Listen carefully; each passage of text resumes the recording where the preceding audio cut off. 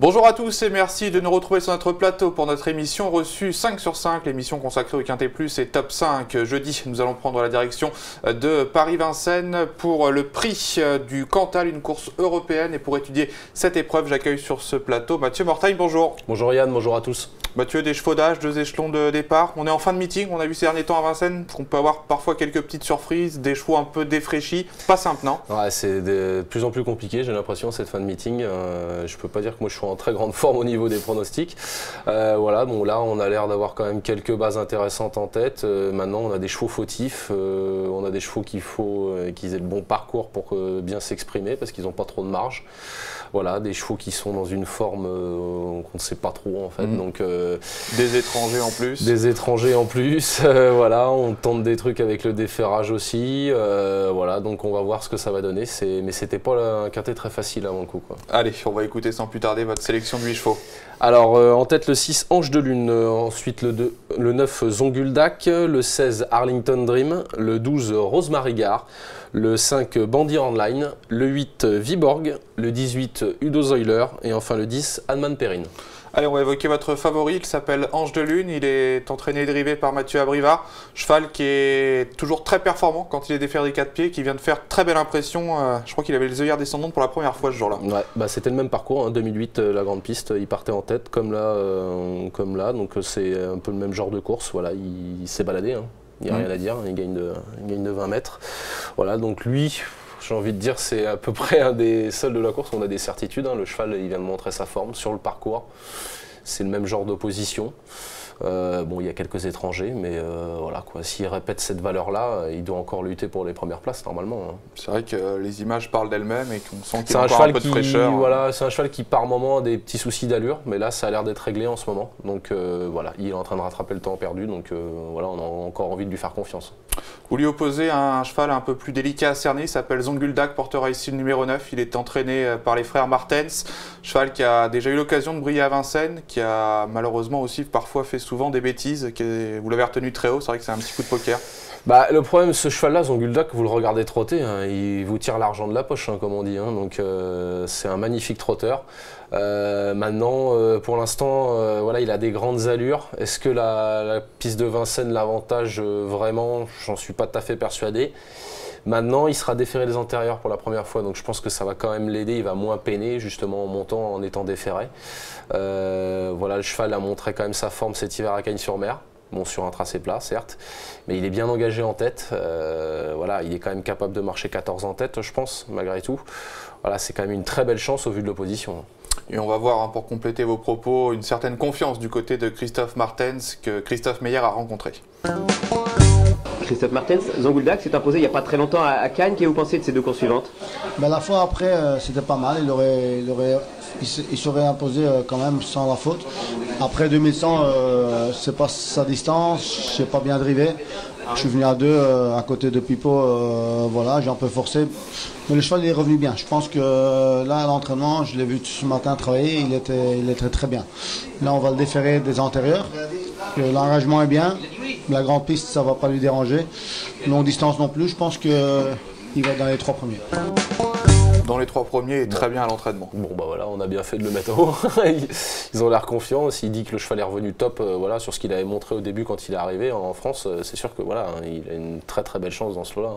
Donc déférés antérieurs, bah, on y croit du coup. Hein. On garde votre 3e choix et là aussi un vrai casse-tête pour les parieurs. Il s'appelle Arlington Dream. C'est un cheval de classe qui vaut les bons éléments de sa génération, qui a un record d'une 12-8 sur le parcours, qui est presque 2 secondes plus rapide que tout le monde. Mais voilà, c'est un cheval qui est capable de faire la faute à n'importe quel moment. Qui a été castré quand même.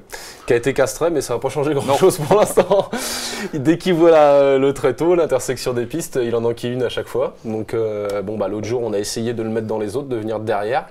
Il s'est rapproché, il a encore fait la faute à cet endroit-là. Là, c'est vraiment le passage critique juste avant le dernier tournant. Bon, après, il revient finir très plaisamment, hein, donc c'était un super lot, il courait les bons. Donc là, il rend 25 mètres. Voilà, s'il gagne, il n'y a rien à dire, hein, mais bon, le problème c'est que c'est pas l'assurance tout risque. Alors, est-ce que dans un top 5, est-ce que c'est un cheval à prendre en base? Moi, je m'y risquerais pas. Maintenant, voilà, pour peut-être au jeu simple, ça peut être marrant. Voilà, de jouer en jeu simple gagnant. Voilà, c'est à mon avis le meilleur jeu avec celui-là. Voilà, donc sur Arlington Dream, voilà, on a essayé de venir derrière, à mon avis, en prévision de cette course-là, parce qu'il rend la distance, donc par la force des choses, il va falloir venir de derrière cette fois. S'il ne bouge pas, c'est toute première chance. Quand valeur pure, c'est le cheval de la course. C'est le meilleur de la course, hein, oui, on est d'accord. Hein, voilà. Maintenant, voilà, sa mère, Yala Clairchamp, était une jument très compliquée qui courait monter. Malheureusement, elle lui a transmis un peu ses gènes. Hein, il est délicat. Hein. Donc maintenant, il a pu ses attributs, mais il n'a pas perdu son caractère. Non, c'est sûr. Donc voilà. Candidature un petit peu casse-tête, mais c'est vrai que c'est risqué de ne pas le retenir. On va évoquer désormais la candidature de la plus riche du premier échelon. Elle s'appelle Rose Mariga, portera ici le numéro 12, une concurrente italienne qu'on a déjà vue s'illustrer à plusieurs reprises à Vincennes. Jean-Michel Bazir, pieds nus, ça sent bon également la course visée, comme on dit. Ouais, j'en ferai pas un penalty non plus. Maintenant, on a fait le travail comme il faut, c'est-à-dire qu'on a couru avec les fers en dernier lieu, sagement, pour préparer cet engagement à la limite du recul. On redéfaire des 4 pieds, on met Jean-Michel Bazir. Maintenant, elle a une crachée. Faut pas faire 2 efforts dans le parcours. Faut que Jean-Mi démarre, il planque, et que pour finir, il fasse son bout pour finir, parce que s'il est obligé de se rapprocher un peu dans le parcours, faire un petit effort pour se sortir de la mêlée. On l'a vu récemment dans cette configuration, elle a pas remis le coup de rein après dans la dernière ligne droite. C'est pas une grande courageuse. Donc voilà, maintenant elle est très très bien engagée en tête, on a fait le travail comme il faut. C'est comme ça qu'on prépare les courses, hein. On court un coup ferret. Pour un bel engagement, hors des fers des 4, on met le pilote. Donc bon, là, on est obligé d'y croire. Maintenant, voilà, pour être 3, 4, 5, pour la gagne, je pense qu'elle est un peu barrée quand même. Ça marche, on va désormais évoquer Bandit Online qui portera ici le numéro 5, un cheval entraîné par Robert Berg qui a 3 cartouches dans ce Quintet Plus, qui sera confié à Franck Ouvry, qui sera seulement déféré des antérieurs, on l'a vu souvent déféré des 4 pieds, un cheval qui est pas facile à situer dans un tel lot. Non, voilà, on l'avait vu courir à Bordeaux, le coup d'avant il était battu par Amiral Dubisson, là qui va retrouver aujourd'hui, mais Amiral Dubisson est ferré, donc bon, c'est un peu plus compliqué. Il sera quand même déféré des antérieurs, qui est pour moi le plus important. Le cheval vient de bien courir quand même sur la grande piste, il était 5e en ayant supporter le poids de la course. Voilà, on a quand même un bon pilote, on a Franck Ouvry, donc voilà, il s'élance en tête. Il faut qu'il fasse attention à la volte, il reste un petit peu délicat en partant. Donc voilà, maintenant s'il a le parcours correct sans faire trop d'efforts, voilà, c'est une chance pour garder une place quand même, hein, sur ce qu'il vient de nous montrer. S'il répète son chrono des 2007 en dernier lieu, il a tout à fait le droit d'être 3, 4, 5 aussi. Hein. On s'en méfie. En petit bonus, on va vous proposer une interview, celle de Guillaume Moinon, l'entraîneur du numéro 8, Viborg, un cheval qui va peut-être être une cote un peu spéculative, mais attention, on va voir que son entourage est assez confiant. Guillaume Moinon, Viborg, avait effectué un break, et vous pensez de ces 2 courses de rentrée?